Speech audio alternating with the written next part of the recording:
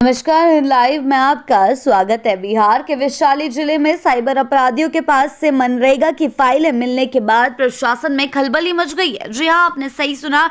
यह मामला सिर्फ एक साइबर क्राइम का नहीं बल्कि एक बड़े नेटवर्क और संभावित घोटाले की ओर इशारा कर रहा है, जिसमें सरकारी दस्तावेजों की गोपनीयता पर गंभीर सवाल खड़े हो गए हैं।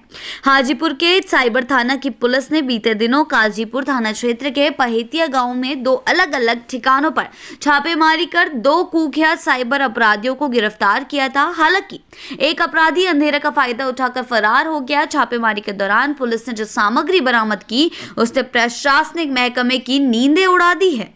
जी हां, आपने सही सुना। अधिकारियों के अनुसार आरोपियों के पास से 309 एटीएम कार्ड, 234 सिम कार्ड, 53 आधार कार्ड की छाया प्रतियां, 35 मनरेगा योजना से संबंधित फाइलें, 4 मोबाइल फोन, एक लैपटॉप, एक माइक्रो एटीएम हैंडलर, एक फिंगरप्रिंट स्कैनर, डायरी व अन्य महत्वपूर्ण दस्तावेज बरामद किए गए।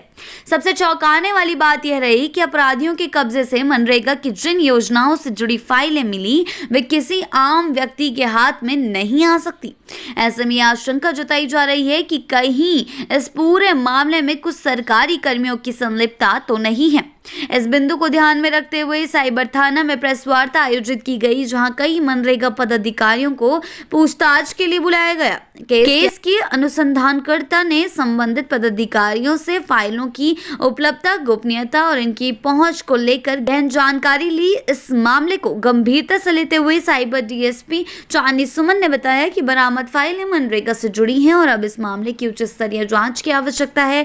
जिलाधिकारी को पत्र और ईमेल के माध्यम से एक विशेष जांच समिति के गठन की सिफारिश की गई ताकि पूरे मामले की तह तक पहुंचा जा सके। जी हां, बरामद एटीएम कार्डों को लेकर भी विभिन्न बैंकों से संपर्क कर डिटेल्स मांगी जा रही है ताकि ये पता लगाया जा सके कि इनका उपयोग किन किन लेन देन में किया गया और इसमें कितना वित्तीय नुकसान हुआ है।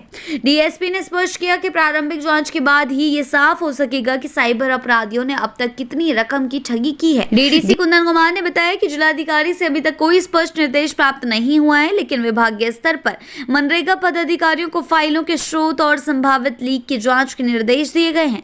जांच इस दिशा में भी आगे बढ़ रही है कि साइबर अपराधियों की नजर किन किन योजनाओं पर थी और किन फर्जीवाड़ों को अंजाम देने की तैयारी चल रही थी। इस पूरे मामले की जड़ तक पहुंचने के लिए सभी पहलुओं की पड़ताल की जा रही है। यदि जांच में किसी भी अधिकारी या कर्मी की संलिप्तता पाई जाती है तो उनके खिलाफ भी सख्त कार्रवाई तय मानी जा रही है। यह मामला न केवल बिहार में बढ़ते साइबर अपराध की गंभीरता को उजागर करता है बल्कि यह भी दर्शाता है कि योजनाओं के कागजात किस हद तक असुरक्षित हैं। ऐसे में सवाल यह भी उठता है कि सरकारी दस्तावेज आखिर कैसे अपराधियों के हाथ लग रहे हैं और इस पूरे तंत्र को सुरक्षित करने के लिए अब क्या ठोस कदम उठाए जाएंगे।